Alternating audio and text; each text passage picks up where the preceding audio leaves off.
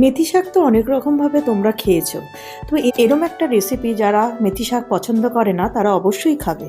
আজ তোমাদের কাছে এরকম একটা রেসিপি নিয়ে আমি চলে আসলাম। আমি সুস্মিতা, স্বাগত আমার রান্নাঘরে।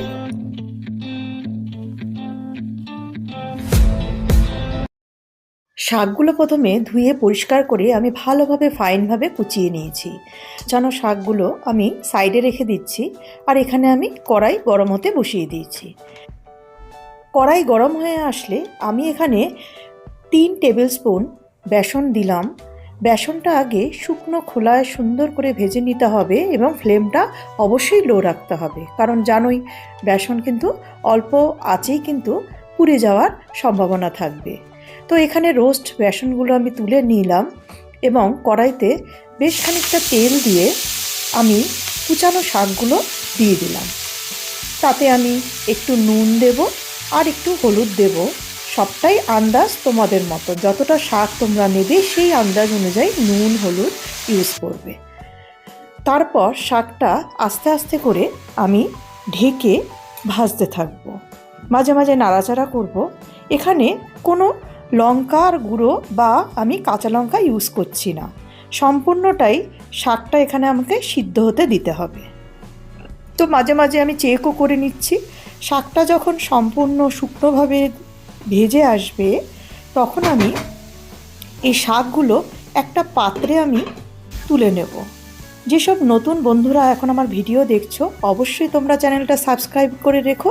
এরকম সুন্দর সুন্দর আরও ভিডিও আমি তোমাদের কাছে নিয়ে আসতে পারবো। শাকটা তুলে নিয়ে আমি একটা সাইডে রেখে দিলাম, আর কড়াইটা এখানে চেঞ্জ করে নিলাম। আরেকটা কড়াই আমি এখানে নিয়ে নিলাম, তাতে একটু বেশি করে সর্ষের তেল দিয়ে দিলাম। সর্ষের তেল গরম হয়ে আসলে তাতে শুকনো লঙ্কা আর জিরে ফোড়ন দিলাম। ফোড়নটা ক্র্যাক হয়ে আসলে তখন আমি কিছু পেঁয়াজ স্লাইস করে আমি কেটে রেখে দিয়েছিলাম, সেটা আমি দিয়ে দিলাম। পেঁয়াজটা এই তেলের সাথে ভালো করে ভাজবো। ফ্লেমটা এখানে আমি একটু হাই রাখবো যাতে পেঁয়াজটা সুন্দর করে ভেজে যায়। পেঁয়াজের রং যখন একটু চেঞ্জ হয়ে আসবে তখন আমি তাতে গ্রেট করে রাখা রসুন দিয়ে পেঁয়াজটা আরও কিছুক্ষণ ভাজতে থাকবো।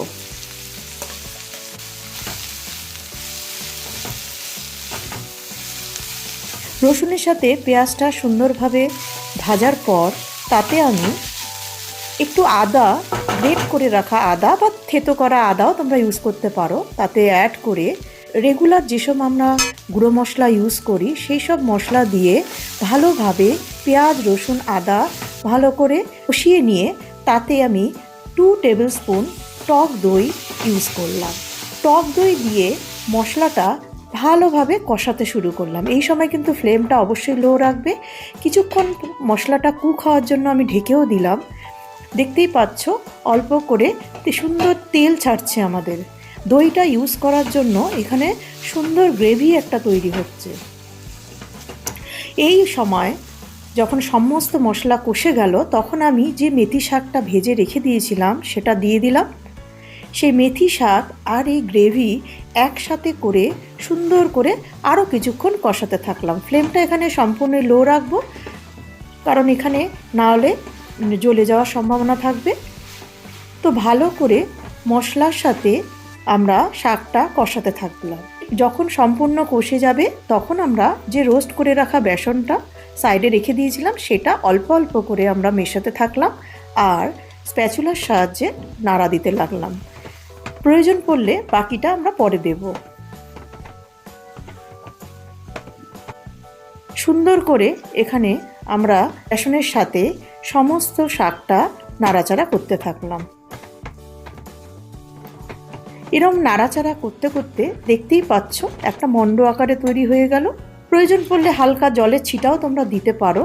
আমার এখানে একটু দরকার পড়ছিল তাই আমি 2 টেবিল স্পুনের মতন একটু জল দিলাম যাতে নিচে যাতে লেগে না যায়। দেখতেই পাচ্ছ আমাদের যে কনসিস্টেন্সিটা কীরকম হচ্ছে। একটু গরম মশলা পাউডার দিলাম আর ঘি দিয়ে একটু নাড়াচাড়া করে স্ট্যান্ডিং টাইমের জন্য আমরা ছেড়ে দিলাম। এরকমভাবে বানালে দেখতে পাবে যে মেথি শাকের তিতো একদম বোঝা যাচ্ছে না। যারা মেথি শাক পছন্দ করে না তারা অবশ্যই চেয়ে চেয়ে খাবে। একবার অবশ্যই বানাবে এবং আমাকে অবশ্যই কমেন্টস করবে কেমন তোমরা খেলে। ভালো লাগলে রেসিপিটা অবশ্যই লাইক শেয়ার করে দিও তোমাদের বন্ধুদের সাথে। ফিরে আসবো আরেকটা নতুন রেসিপির সাথে। ততদিন তোমরা সুস্থ থেকো, ভালো থেকো এবং আমাকে অবশ্যই ফলো করো।